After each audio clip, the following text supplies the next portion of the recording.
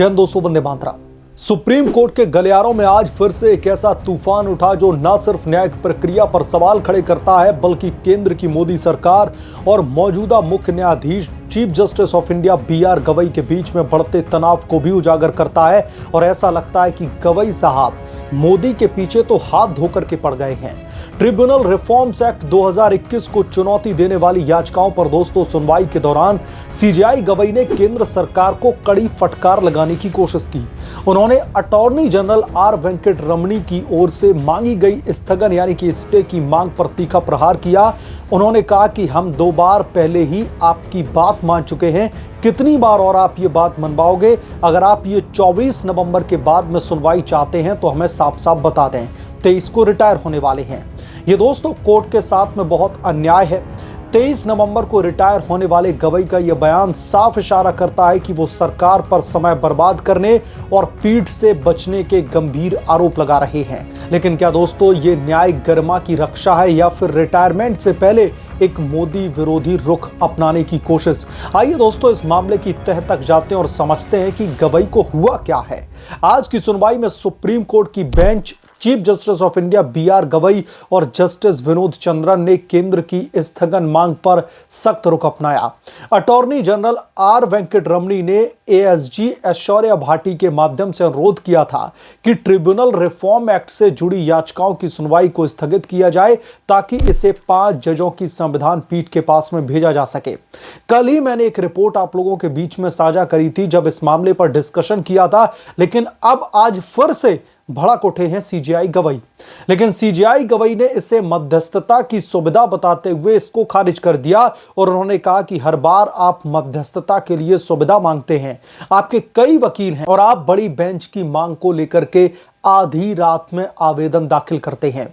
Chief justice of India B R. Gavai ने आगे कहा कि जब हम हाई कोर्ट में थे तो जो भी ब्रीफ हमें छोड़ने पड़ते थे उसके लिए हम यहां पर आते थे।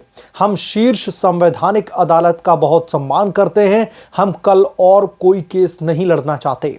हमने सोचा था कि हम कल सुनवाई करेंगे और वीकेंड पर फैसला लिख देंगे। यह बयान ना सिर्फ सरकार की रणनीति पर सवाल उठाता है, बल्कि गवई की नाराजगी को व्यक्तिगत रंग भी दे रहा है, खास करके जब उनका रिटायरमेंट महज 17 दिन दूर बचा है। यह दोस्तों पहली बार नहीं है जब chief justice of India B R. Gavai ने मोदी सरकार को कहीं ना कहीं घेरने की कोशिश की है। इससे पहले भी सोमवार को उन्होंने एक इसी तरीके की अर्जी पर कड़ा रुख अपनाया था, जिसमें केंद्र ने योजनाओं को दरअसल एक बड़ी पीठ के पास में एक दूसरी पीठ के पास में भेजने का अनुरोध किया था। तब भी तिलमिला उठे थे गवई साहब। गवई ने तब कहा था कि पिछली तारीख पर आपने यानी कि अटॉर्नी जनरल ने ये आपत्तियां नहीं उठाई और आपने निजी कारणों से सुनवाई टालने का अनुरोध किया। आप पूरी सुनवाई के बाद में ये आपत्तियां नहीं उठा सकते, ये सीजेआई गवई ने कहा। और इसके अलावा यह भी कहा कि हम केंद्र सरकार से ऐसी तरकीब अपनाने की उम्मीद नहीं करते हैं। उन्होंने साफ शब्दों में कहा कि ऐसा लगता है कि केंद्र सरकार मौजूदा पीठ से बचना चाहती है। पीठ ने मुख्य याचिकाकर्ता मद्रास बार एसोसिएशन सहित विभिन्न पक्षों की अंतिम दलीलें जो है सुन ली थी और अंतिम चरण में पहुंच चुकी सुनवाई को टाल मटोल बताते हुए उन्होंने नाराजगी जताई। ये सब कुछ ट्रिब्यूनल रिफॉर्म्स यानी कि जो सुव्यवस्थीकरण एवं जो सेवा की शर्तें हैं वो अधिनियम 2021 के इर्द गिर्द घूम रहा है। दोस्तों ये कानून ट्रिब्यूनल की संरचना, नियुक्ति और सेवा शर्तों को सुधारने का दावा करता है, लेकिन वकीलों और बार एसोसिएशंस ने इसे असंवैधानिक करार दे दिया है। याचिकाकर्ता का यह तर्क है कि यह अधिनियम ट्रिब्यूनल को सरकारी नियंत्रण में डाल देगा जो न्यायिक स्वतंत्रता के खिलाफ में है। इन्हें लग रहा है कि अगर ऐसा होता है तो जो न्यायिक स्वतंत्रता है वो खतरे में पड़ जाएगी। लेकिन कॉलेजियम पर यह सबकी चुप्पी बहुत बड़े बड़े सवाल जो है खड़े कर देती है। अनुच्छेद 323A और अनुच्छेद 323B के तहत बने ट्रिब्यूनलों को प्रभावित करने वाले इस कानून पर सुनवाई 2022 से दोस्तों चल रही है। केंद्र सरकार का स्टैंड है कि ये सुधार आवश्यक हैं ताकि ट्रिब्यूनल सिस्टम अधिक कुशल बनाया जा सके। लेकिन दोस्तों अब लास्ट मिनट की रेफरल मांग ने इसे राजनीतिक रंग दे दिया है। मोदी सरकार ने हमेशा जोर दिया है कि वो संवैधानिक प्रक्रिया का पालन कर रहे हैं। अटॉर्नी जनरल ने स्पष्ट किया कि बड़ी बेंच को रेफर करना उनका संवैधानिक अधिकार है। खास करके जब मामला संविधान की व्याख्या से जुड़ा हुआ हो। लेकिन गवई की नाराजगी से सवाल उठता है कि क्या वो वाकई में जो है प्रक्रिया है, ये सब कुछ समय खींचने की चाल है। अब दोस्तों बात आती है chief justice of India B R Gavai की भूमिका पर। एक और जहां पर वो सुप्रीम कोर्ट की गरिमा के रक्षक जो है बनते हुए दिखाई दे रहे हैं, गरिमा की रक्षा करने की बात करते हुए दिख रहे हैं, तो वहीं उनकी लगातार मोदी सरकार के साथ में टकराव या फिर मोदी सरकार को निशाना बनाने जैसी जो बार बार हथकंडे अपनाए जा रहे हैं, ये दोस्तों दूसरी बार है जब गवई ने केंद्र पर पीठ से बचने का आरोप लगा डाला। और यह संयोग से दोनों ही घटनाएं उनके रिटायरमेंट से ठीक पहले हो रही हैं। क्या दोस्तों यह संकेत है कि chief justice of India B R Gavai, जो साल 2019 में सुप्रीम कोर्ट के पटल पर पहुंचे थे और साल 2024 में सीजेआई बने, अब विरासत छोड़ने के चक्कर में राजनीतिक बयानबाजी कर रहे हैं। उनकी टिप्पणियां जैसे कि केंद्र मेरी बेंच से बचना चाहती है, न सिर्फ न्यायिक बल्कि व्यक्तिगत भी लगती है। यह कहने की क्या जरूरत है कि केंद्र सरकार मेरी बेंच से बचना चाहती है। गवई का यह रुख विपक्षी दलों को हवा दे रहा है, जो पहले से ही न्यायपालिका पर दबाव का नैरेटिव चला रहे हैं। लेकिन दोस्तों सच्चाई यह है कि ऐसे बयान सुप्रीम कोर्ट की निष्पक्षता पर सवाल उठाते हैं। रिटायरमेंट से पहले खुंदस निकालना उचित नहीं है। यह न्यायाधीश के बजाय राजनीतिक एक्टिविस्ट जैसा जो है बयान लगता है।